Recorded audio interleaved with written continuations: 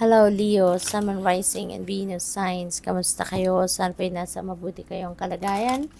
Welcome back po sa Star Tarot. At kung bago kayo rito, welcome din po kayo.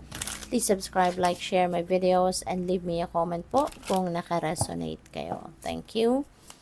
So first message po ninyo, the world energy. Yan, so maaaring magta-travel ang iba sa inyo rito. Pwedeng yung travel na yan is related to international travel.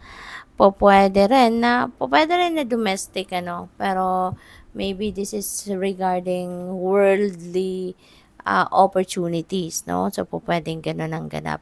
This is also a time for success, no? Kaya meron kayong mga tagumpay na makakamit sa ngayon. You are going to succeed, no? In some endeavor ninyo or kung ano man yung mga ventures na ginawa ninyo recently. So, yun, magiging, na kayo, mapagtatagumpayan ninyo ito. You will be able to complete it, you'll be able to accomplish kung ano man ang mga ito, no? So, napakaganda. At this is also an ending and beginning energy, kaya most likely, after ng tagumpay ninyo, baka magbubukas yan ng panibagong opportunity din para kayo ay magkaroon ng panibagong venture, no? Meron kayong sisimulang bagong kaganapan. We have the tower. This is another change, no? Kasi see the world, this is transformation. Si tower din, transformation din ito. So, magkakaroon ng pagbabago dito in some area of life ninyo. At ang pagbabagong ito, this is something na hindi ninyo ginusto, hindi ninyo to plinano. Pero this is the universe going to intervene in your circumstances. At yung universe dito ang gagawa ng paraan, gagawa ng pagbabago, no, sa buhay ninyo. Kaya may gulat factor ito. Maaring magulat ka, maaring hindi mo talaga ito inaasahan at yun nga, so pwedeng mawindang ka, pwedeng ma-overwhelm ka, pero ano lang, hang in there, no? Hang in there. Mag-ano ka lang, tiyaga lang kasi kung ano man ang mga pagbabagong ito, dadalhin ka nito sa kung saan ka dapat mapunta. You know?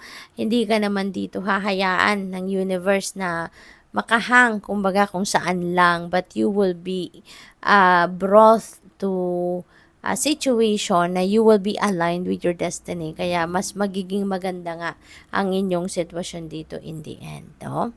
So, what else? At we have 8 of Cups. Ayan. So, this is travel din. May departure energy rito. Kasi aalis ka. No, meron kang iiwanan dito. So, pwede na itong sitwasyon na to, you're definitely going to, syempre, bago to. No, bago to para sa'yo. So, yung pag-alis mo dito, you are heading towards a different situation. You are heading towards a different path sa ngayon, ano. And for others of you na wala namang ganitong sitwasyon, na yung biglaang pagbabago, kunyari biglaang mawawalan ka ng trabaho, no? Kasi baka magsasara yung kumpanya, 'di ba? Yung mga ganong klase or may restructuring sa kumpanya, 'di ba? At maaring maapektuhan ang maraming empleyado. So, yung mga ganong klase, no? Pwedeng ganon.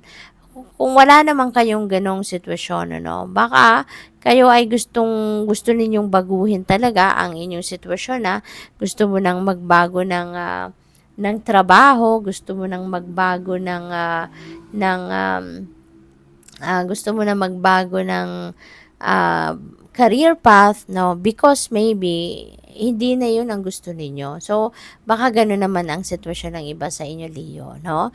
Pwedeng aalis ka sa trabaho mo kasi pwedeng hindi na to yung gusto mo talaga, hindi ka na fulfilled dito, hindi ka na contented dito, hindi na to yung gusto mong sitwasyon sa inyong trabaho, kaya maaring ikaw ay aalis. So, posibleng ganun ang ganap dyan, no? For some of you. So, what else? Pwede rin na relationship yan. Kung hindi na kayo masaya sa iyong relasyon, kung hindi na ito yung gusto mong nangyayari sa inyong relasyon, so pwedeng ikaw ay pwedeng iiwanan mo na talaga, makikipaghiwalay ka na sa inyong person, and handa ka nang mag-move on. We have the Star. This is a new beginning energy. Napakaganda. Kasi despite, no, siguro sa mga difficulties na nararanasan ng iba sa inyo rito, siguro, mapagtatagumpayan mo din ang mga ito, no? Siguro, magkakaroon ka ng success dito sa mga gagawin mo, okay? And there will be new hope, no? There will be new hope, new direction, na mangyayari rito. At kaya nga, 'di ba? Meron din dito may new beginning, new beginning. Ito din si Star, new beginning din ito. So parang merong overhaul dito na mangyayari sa buhay ninyo. Pwedeng meron kayong gustong simulang pagbabago sa buhay ninyo, you want to create some change, and at the same time, sasabayan kayo ng universe, sasabihin ng universe, okay, ganito na yung babaguhin ko yung sitwasyon mo, so gawin mo na rin yung mga gusto mong gawing pagbabago para isahan na lang ang galaw natin, diba? Maaaring gano'n ang mga ganap dito. Kaya, meron kang mapagtatagumpayan dito and you are heading towards a new direction. You're heading towards a new path dito na, kumbaga, mas magiging mas magiging excited ka, 'di ba, na pasukin, no, ang bagong sitwasyon na ito. So, good luck sa iyo. So, tignan natin kung ano pa mga mensahe ninyo pagdating naman sa inyong money, career, and finances. And, maraming salamat for subscribing, and if you haven't subscribed yet, subscribe na po kayo sa aking channel, no? There is a join button sa baba ng video, so kung gusto po ninyong mag-member, yun lang po ang i-click ninyo. So we have expression, sabi dito, open up your heart and connect with others. Express your creative self. Okay? So, wag ninyong wag ninyong isuppress kung ano yung mga impormasyon, detalye na gusto ninyong iparating sa iba, lalo-lalo na kung yan ay, kunyari, meron kayong naiisip na idea, no? Na maybe related sa isang project, related sa pwedeng pagkaperahan. So, express ninyo para nang sa gayon magkaroon din ng idea, no? Yung mga taong kakausapin ninyo. Baka you never know. Baka yung great idea ninyo ito ay mag-offer ng partnership sa iyo yung mga tao, 'di ba? Kunin yung idea mo, bilhin sa iyo yung idea mo, yung plano mo, 'di ba? So, pagkakakitaan nyo pa. So, we have flexibility. Adapt slowly by using versatility, compromise, adaptation, change. Be flexible in your methods. Okay? Huwag lang kayong mag-settle sa kung ano lang yung parang isang option lang ang nandiyan dyan. Diba? So, dapat mag-o-offer din kayo. Meron kayo pang ibang ideas. Diba? There are other options na pwedeng pagpilian ninyo, 'di ba? As you embrace new situations, 'di ba, sa buhay ninyo, hindi lang kayo dapat maging bukas doon sa kung ano lang yung idea rin ninyo. Sometimes kailangan din natin na maging open tayo sa maging receptive din tayo sa opinion din ng iba, no? Sa plano ng iba. Wealth, wow, maglalakad kayo dito sa pera, ang daming pera.